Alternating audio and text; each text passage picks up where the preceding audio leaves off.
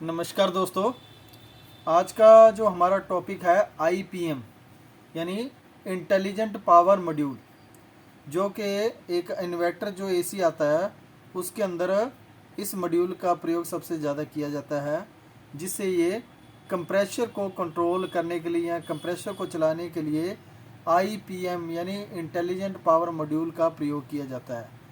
तो इसके लिए मुझे कमेंट आया था, हमारे एक सब्सक्राइबर हैं, तो उनका नाम है जी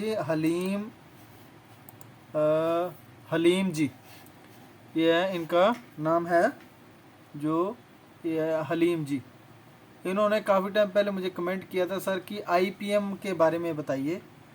तो हमारा ये चैप्टर रेडी हो गया था आईपीएम के बारे में। तो हलीम जी, आपके लिए जो चैप्टर बनाया गया ये आईपीएम, तो ये आईपीएम किस तरह काम करता है, क्या इसकी टेस्टिंग है, क्या वर्किंग है, अगर इसके अंदर ये ख़राब है तो किस तरह पता लगाएंगे हम। तो इसके बारे में आज करेंगे कि ये इंटरनल तौर पे किस तरह काम करता है, इसकी टेस्टिंग क्या है, वर्किंग क्या है। तो सबसे पहले हमें जो है आईपीएम के बारे में पता होना चाहिए कि आईपीएम जो है, ये जो मॉडल आता है ये किस किस मॉडल के अंदर आता है, कौन कौन से नंबर है इसके, और कितनी पिन डिटेल के हिसाब से ये कितने पिन का आता है। तो सबसे पहले जो हमारा जो नंबर है इसके, तो इसके ऊपर नंबर मैंने मेंशन किए हुए हैं। तो ये नंबर फर्स्ट है जो इस मॉडल के अंदर भी आता है, ये उसका आईपीएम का नंबर है। ये सेकंड, ये थर्ड, और ये फोर्थ, और ये फिफ्थ। इस नंबर से हमें क्या पता लगता है कि ये जो आईपीएम है कितने एम्पेयर और कितने वोल्ट के अंदर है। तो जो शुरू की है 3 से 4 अक्षर छोड़ के, उसके बाद जो ये सीरीज शुरू होती है जैसे 5C और 60 BPS। तो जो 5C है और 60, 5C मीन्स 5 एम्पेयर और 600 वोल्ट, यानी ये जो 60 है ये है 600 वोल्ट। तो इसी तरह ये 4C है यानी 4 एम्पेयर 600 वोल्ट। ये 15 है यानी 15 एम्पेयर 920 वोल्ट। और उसके बाद से ये है 15, 4, 60, यानी अलग अलग मॉडल है। ये 30 है। तो ये अलग अलग मॉडल के हिसाब से आते हैं। तो इस नंबर से हमें पता लगेगा, एक आइडिया आ जाता है कि कितने वोल्ट का ये है और कितने एम्पेयर का है। तो आईपी के अंदर जो है बेसिकली किस तरह से ये वर्किंग करता है, क्या कुछ होता है, मेन इसके अंदर कौन कौन से फंक्शन होते हैं। तो जो हमारे पास ये आईपीएम है, इसकी 2 साइड बनी होती है जी। ये बेसिकली 2 भागों में बांटा होता है। एक इसकी जो है हाई साइड की है, एक ये हाई साइड की है पिन, और एक साइड सॉरी ये है लो साइड। यानी एक साइड तो होता है लो साइड, एक है हाई साइड, यानी हाई वोल्ट के लिए।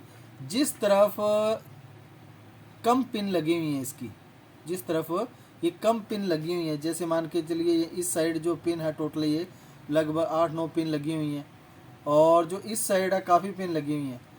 तो ज़्यादातर जो आईपीएम है जो आउटपुट सेक्शन बना होता है, जो जिस साइड ये कम पिन है तो ये हमारा आउटपुट सेक्शन है, और जिस साइड ये ज़्यादा पिन है ये हमारा है इनपुट सेक्शन, इनपुट।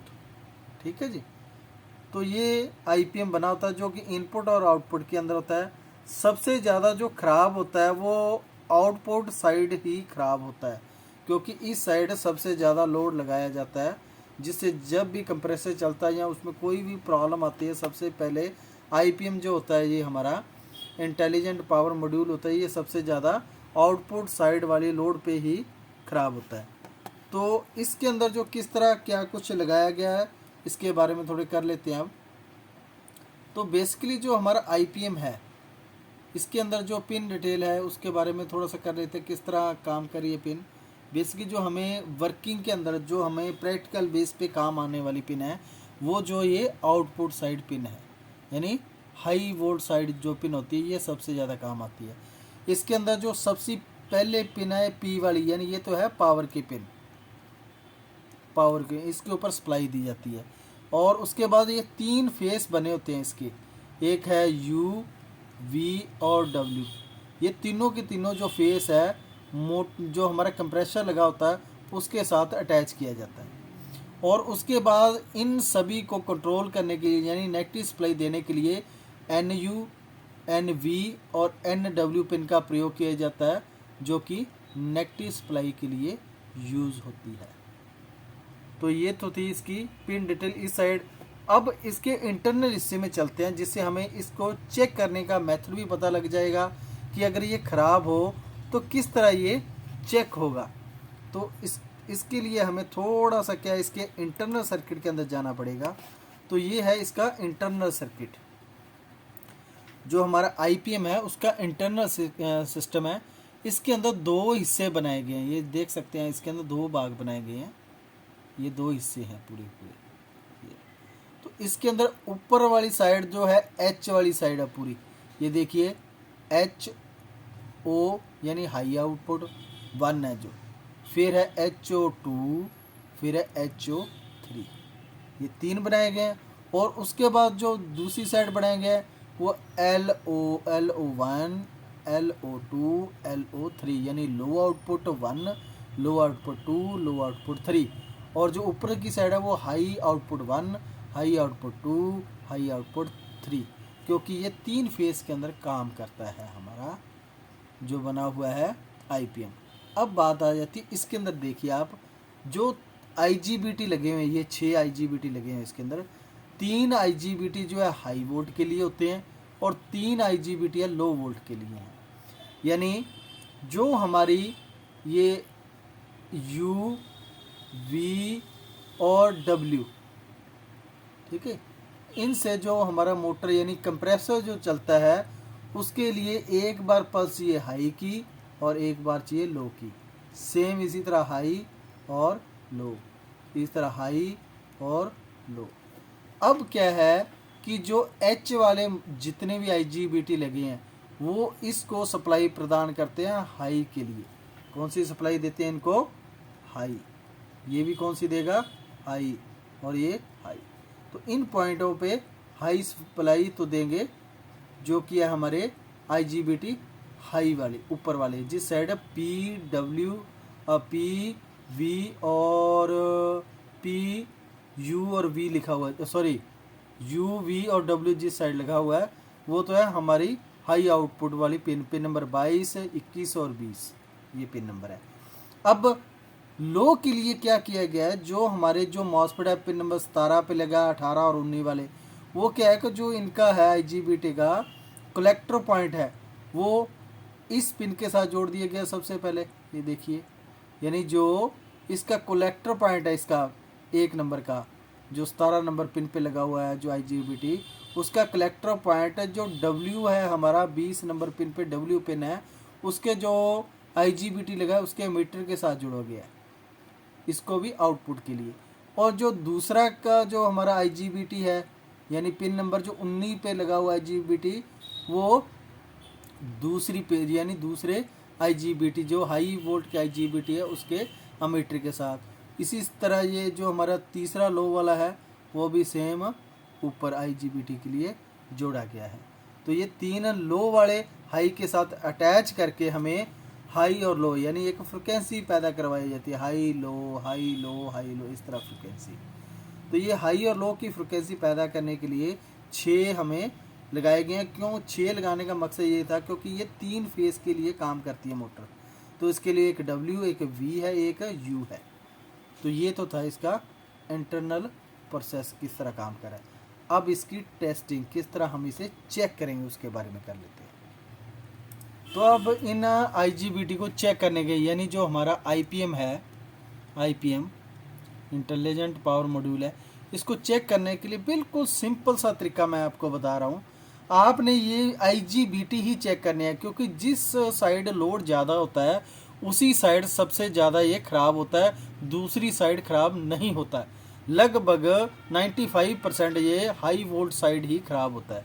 तो हाई वोल्ट साइड जिस तरफ हमारा कंप्रेसर की वायर लगी होती है, यानी जिस तरफ ये सबसे हार्ड पिन यानी कम पिन लगी होती है और सबसे मोटी पिन लगी होती है एक साइड IPM के, तो उस साइड वो हाई वोल्ट के लिए होती है, ये हाई वोल्ट वाली साइड है। तो अब इसको चेक करने के लिए सिंपल सा है कि आपको इसको चेक किस तरह करना है। आपने जो हमारे IGBT लगे हैं इनके जो अमीटर और कलेक्टर को ही चेक करना है, क्योंकि इनका बेस चेक नहीं होता, अमीटर और कलेक्टर चेक होता है। तो चेक करने के लिए सबसे पहले आपको क्या करना पड़ेगा, सबसे पहले इसको शॉर्ट के लिए चेक करने के लिए आपको जो इसकी पावर की पिन है, पिन नंबर 23 जो पावर की पिन है, पावर की पिन और प्लस जो एन वाली पिन है हमारी 17, 18 और 19, ये आप चेक करेंगे। तो इसके अंदर किसी पिन के अंदर बीप की आवाज़ नहीं आनी चाहिए मल्टीमीटर की, यानी मल्टीमीटर को आपको किस में सेट करना है, बीप की रेंज में। ठीक है जी। तो किसी भी पॉइंट पे यानी फर्स्ट, सेकंड और थर्ड, ये तीनों पिन नंबर 17, 18 और 19, किसी पिन के अंदर बीप नहीं आनी चाहिए इसकी, यानी बीप नहीं आनी चाहिए। सबसे पहले तो आपको ये चेक करना होगा। और उसके बाद आपने क्या करना है, ये पिन के ऊपर अब ये देखिए, आप इंटरनल देख सकते हैं कि जो हमारा ये मॉसफेट है, पिन नंबर जो 17 पे IGBT लगा हुआ है, उसका अमीटर जो है इसके W पिन के साथ जुड़ा हुआ। तो आपने मल्टीमीटर की एक प्रोब को W पे, कोई भी आप एक बार रेड प्रोब रख लेना, वैल्यू एक साइड आनी चाहिए, रेड प्रोब रखी, यहाँ पे ब्लैक प्रोब। अगर वैल्यू नहीं आ रही है टेस्टिंग के दौरान तो आपको यहाँ पे चेंज कर देना है, इस जगह आपने ब्लैक प्रोब कर देनी है और इस जगह रेड प्रोब कर देनी है। सिर्फ वैल्यू आएगी जो एक साइड वैल्यू आ गई, अगर दोनों साइड वैल्यू आ रही है जब बीप आ रही है तो भी ये ख़राब है। तो इस पर चेक करोगे तो रीडिंग आनी चाहिए लगभग 500 से लेके 700 के बीच में, यानी 700 आ जाए, 800 आ जाए रीडिंग, तो ये रीडिंग आनी चाहिए इसकी। तो सबसे पहले तो आपने ये चेक करना है इसके लिए, इस फर्स्ट के लिए। फिर सेकंड के लिए आपने क्या करना है, इस प्रोब पे रखना है, और जो पिन या ये पिन कहाँ पे जा रही है इसकी, इस पिन पे वी पे, तो इसको भी आपने चेक कर लेना है। फिर आपने चेक क्या करना है, जो हमारी थर्ड पिन है 19 नंबर, जो हमारी अमीटर की पिन है, ये अमीटर की पिन है, तो इसके ऊपर 19 नंबर पिन पे मल्टीमीटर रखना है।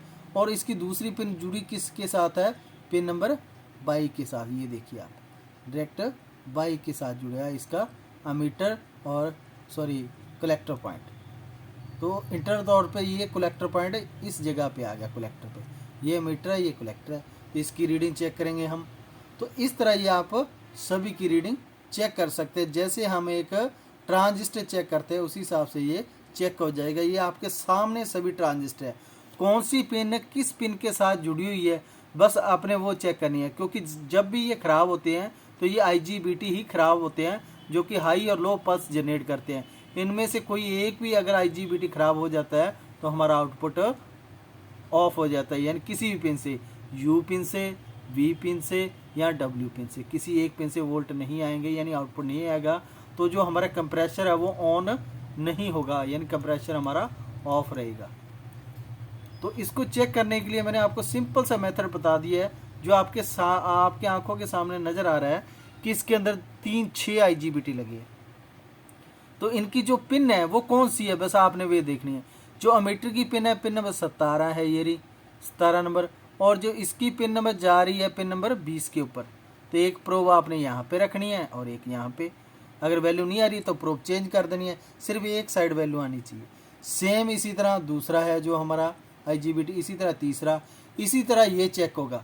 इसको चेक करने के लिए बिल्कुल सिंपल सा फार्मूला है, इसका U है और P है, फिर इसका भी U है और इसका P है, फिर इसका U है और इसका P है। ठीक है जी। तो यानी इसको चेक करने के लिए क्या करना पड़ेगा, ये P पिन पे एक मल्टीमीटर रखना पड़ेगा आपको, और उसके बाद इसकी पिन कहाँ पे जा रही है, U पे है एक पिन। तो फिर जब इस पे दूसरे के आपने चेक करनी है, इस पर एक फिक्स प्रोब करनी है, और दूसरी पिन जो है इसकी कहाँ पे आ रही है, ये देखिए, ये रहा, ये इस साइड आ गया, ये दूसरा नंबर है, 2 नंबर। तो इसकी पिन एक तो यहाँ पे जुड़ी हुई है, डायरेक्ट जुड़ी हुई है, और दूसरी इसकी मीटर कहाँ पे जुड़ा हुआ है, ये देखो P पॉइंट पे, यानी जो सप्लाई वाली पिन है इसके साथ जुड़ा हुआ। ठीक है। तो ये आप इंटरनल देखिए, आप इंटरनल से आप बिल्कुल समझ जाएंगे कि ये IPM किस तरह काम कर रहा है, IGBT किस तरह काम कर रहा है, कौन सी पिन किसके साथ जुड़ी हुई है। बस आपने 2 पिनों की टेस्टिंग करनी है मल्टीमीटर के साथ। तो उसके अंदर वैल्यू आ जाएगी, सिर्फ एक साइड वैल्यू आएगी प्रोब चेंज करने के बाद, सिर्फ एक साइड। अगर दोनों तरफ आ रही है, बीप आ रही है, तो वो आपका आईजीबीटी खराब। किसी एक में भी अगर बीप आ गई मीन्स आपका आईजीबीटी खराब है, ये आपका जो आईपीएम सिस्टम है ये काम नहीं करेगा, आपको चेंज करना पड़ेगा। और क्योंकि इसको क्यों चेक करते हैं हम सबसे ज़्यादा, क्योंकि ये कॉस्टली बहुत होता है, ठीक है। तो इसको आप आराम से चेक करना है, कोई इसमें दिक्कत वाली बात नहीं है। मैंने आपको इंटरनल सर्किट दिखा दिया, सिर्फ जो सारी कारागिरी है इन 6 मॉसफेट की है बस। अगर आपको इनकी वर्किंग और इनकी किस तरह पिन जुड़ी हुई है, किस तरह टेस्टिंग करनी है, अगर वो आ गई तो आप बिल्कुल आसानी से चेक कर सकते हैं। सिर्फ आपको इसका अमीटर, ये है इसका ammeter side, sorry collector side, ये है अमीटर साइड। सेम इसी तरह ये कलेक्टर, ये अमीटर, कलेक्टर अमीटर, ये भी इसका कलेक्टर पॉइंट है, ये अमीटर है, ये भी इसका कलेक्टर पॉइंट है, ये अमीटर है, ये भी इसका कलेक्टर पॉइंट है, ये भी अमीटर है।